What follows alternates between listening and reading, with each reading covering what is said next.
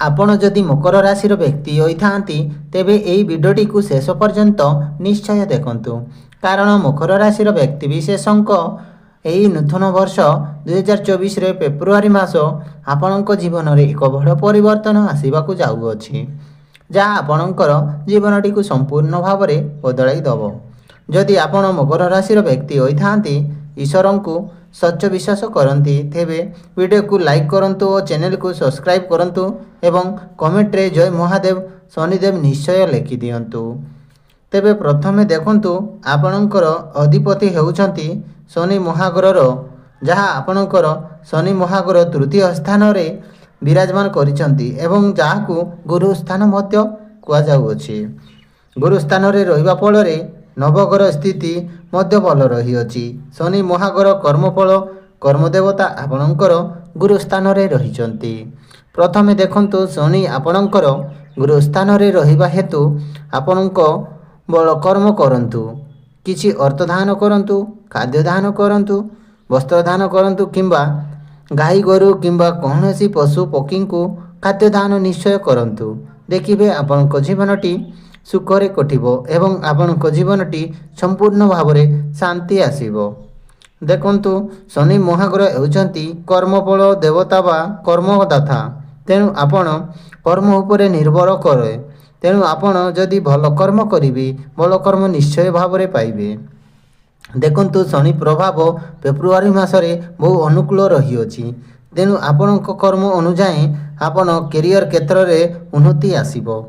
ଆପଣ ବିଜନେସ୍ କ୍ଷେତ୍ରରେ ବି ବହୁତ ଉନ୍ନତି ଆସିବାର ସମ୍ଭାବନା ରହିଅଛି ଏବଂ ଶିକ୍ଷା କ୍ଷେତ୍ରରେ ମଧ୍ୟ ଶନିଙ୍କର ସହଯୋଗ ମିଳିବ। ତେଣୁ ଆପଣମାନେ କର୍ମ ଉପରେ ଯଥେଷ୍ଟ ଧ୍ୟାନ ଦିଅନ୍ତୁ।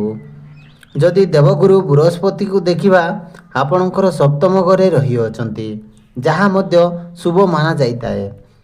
ଦେବଗୁରୁ ବୃହସ୍ପତି ସପ୍ତମ ଘରେ ରହିଥିବାରୁ ଏହା ମଧ୍ୟ ଆପଣଙ୍କ ପାଇଁ ଶୁଭ ମାନାଯାଇଥାଏ, କାରଣ ଦେବଗୁରୁ ବୃହସ୍ପତି ଆପଣଙ୍କର କ୍ୟାରିୟର ଉପରେ ବହୁତ ମାତ୍ରାରେ ଫୋକସ୍ କରିଥାନ୍ତି।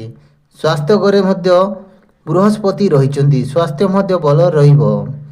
କ୍ୟାରିୟର କ୍ଷେତ୍ରରେ ଯଦି ଦେଖିବା, ଆପଣଙ୍କ ଯଦି ଭଲ କର୍ମ କରିବେ ତେବେ ଭଲ ଫଳ ନିଶ୍ଚୟ ମିଳିବ। ଆଉ ଗୋଟେ କଥା ମନେ ରଖନ୍ତୁ, ସୂର୍ଯ୍ୟ ଏବଂ ଶୁକ୍ର ଯାହା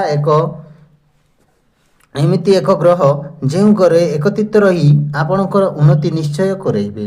ସୂର୍ଯ୍ୟ ଏବଂ ଶୁକ୍ର ଆପଣଙ୍କର ଦ୍ୱାଦଶ ଘରେ ରହିଛନ୍ତି, ଯାହା ଆପଣଙ୍କ ଉପରେ ବହୁ ମାତ୍ରାରେ ପ୍ରଭାବ ପଡ଼ିବ। ତେଣୁ ଆପଣ ପାଇଁ ଏହି ଫେବୃଆରୀ ମାସଟି ସମ୍ପୂର୍ଣ୍ଣ ଭାବରେ ଆପଣଙ୍କ ଉପରେ ନିର୍ଭର କରେ, ଆପଣଙ୍କର କର୍ମ ଉପରେ। ଆଉ ଗୋଟେ କଥା ମନେ ରଖନ୍ତୁ, ଆପଣଙ୍କର ଇଷ୍ଟ ଦେବତା ହେଉଛନ୍ତି ସ୍ୱୟଂ ମହାଦେବ। ତେଣୁ ଆପଣ ଏହି ମାସ ଫେବୃଆରୀରେ ପ୍ରତ୍ୟେକ ସୋମବାରରେ ଆମିଷ ଖାଇବା ଛାଡ଼ି ଦିଅନ୍ତୁ ଏବଂ ମହାଦେବ ମନ୍ଦିରକୁ ଯାତ୍ରା କରନ୍ତୁ। ଦେଖିବେ ବହୁ ମାତ୍ରାରେ ଆପଣଙ୍କର ମଙ୍ଗଳ ଘଟିବ। ଯଦି ପାରୁଛନ୍ତି ତା ସହିତ ହନୁମାନ ଚାଳିଶା ମଧ୍ୟ ନିଶ୍ଚୟ ପାଠ କରନ୍ତୁ। ଆପଣଙ୍କୁ ବହୁ ମାତ୍ରାରେ ଶାନ୍ତି ମିଳିବାର ବହୁତ ସୁଯୋଗ ରହିଅଛି।